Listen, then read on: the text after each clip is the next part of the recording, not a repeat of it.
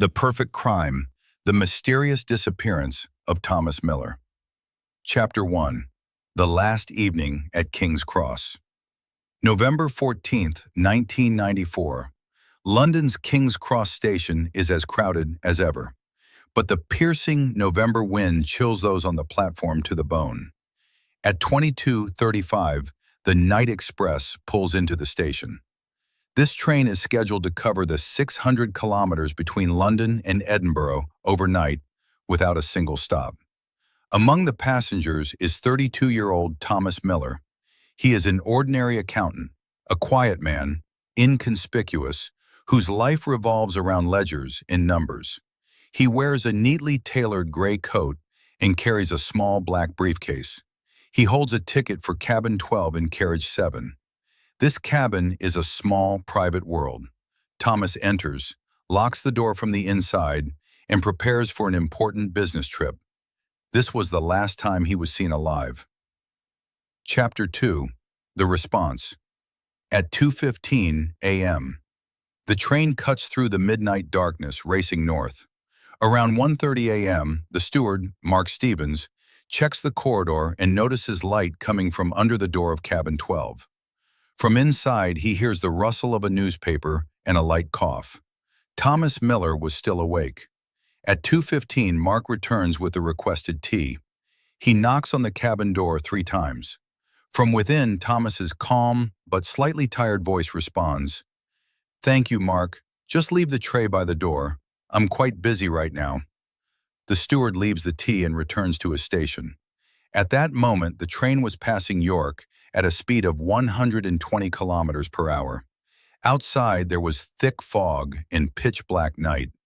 The train was not supposed to stop until its final destination, Edinburgh.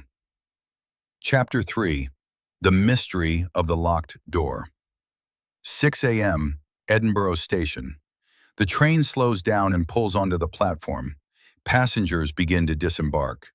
The steward, Mark Stevens, wakes the remaining passengers and bids them farewell. But the door to cabin 12 remains closed. Mark notices the tea is still sitting by the door, untouched and cold. Growing concerned, the steward calls for station security. They attempt to open the door, but it is bolted from the inside with a heavy steel latch. The door could not be opened from the outside with any key. Finally, the guards force the door open. The cabin is warm, but empty. On the table lie Thomas's wallet, his watch, his ticket, and an open newspaper. His gray coat hangs on a chair. His shoes are placed neatly on the floor. Even his black briefcase remains unopened in the corner. But Thomas Miller is gone. It was as if he had evaporated into thin air. Chapter 4. A Dead-End Investigation. Detective Arthur Gray of Scotland Yard arrives at the scene. He examines everything meticulously. The windows are locked from the inside. The ceiling vent is too narrow for a human to fit through. No traces were found in the technical compartments beneath the train. Detective Gray asks the impossible question: how does a man without shoes, money, documents, or a coat vanish from a train traveling at full speed? Police search every meter of the tracks. If Thomas had jumped, his body or fragments of his clothing should have been found along the route. However, not a single clue was discovered across the 600 kilometers of track. There were no bloodstains or signs of a struggle in the cabin. Everything was too clean, too perfect. Chapter 5. The Torn Newspaper and Hidden Coordinates. Weeks later, Detective Gray re-examines the newspaper found in the cabin. He notices a corner has been torn off. Later, among the trash in the carriage restroom, that small scrap of paper is found. On it, geographical coordinates were handwritten. These coordinates pointed to an old, abandoned church in the middle of a desolate field in southern England. Police search the church but find nothing. Only a small letter T recently scratched into an old stone wall. Was this Thomas's name or some other sign? No one could provide an answer. Chapter 6. The Secret Compartment. 16 years later, Carriage 7 grew old and was sent to be scrapped. As workers tore up the floorboards, they discovered a narrow, secret compartment directly beneath cabin 12. This space was expertly hidden between the floor and the wall of the carriage. It could only be accessed from inside the cabin via an invisible latch under the seat. This discovery turned the entire investigation upside down. It meant Thomas Miller never left the cabin. He may have been hiding in this secret compartment when the steward and guards broke down the door.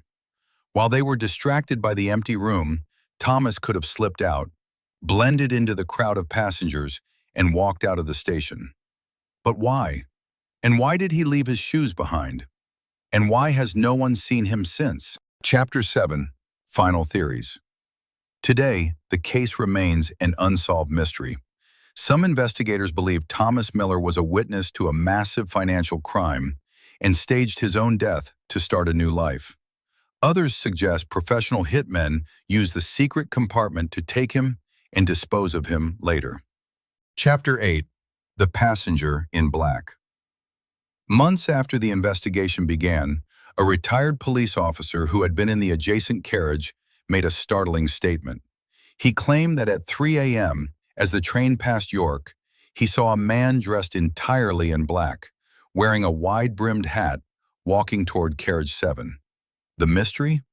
No such person was on the passenger manifest. Neither the steward nor the guards had seen him. Most chillingly, all doors leading into Carriage 7 were locked at that time. How did this man in black enter the carriage? Some theorists believe it was Miller himself, disguised so perfectly that even those who knew him wouldn't recognize him. Chapter 9. The Ghost of Edinburgh. In the early 2000s, exactly 10 years after the disappearance, a waitress in a small Edinburgh cafe came forward with a haunting story. A security camera captured a man who bore a striking resemblance to an older Thomas Miller. He would sit at the same table every day, reading an old edition of a newspaper from 1994.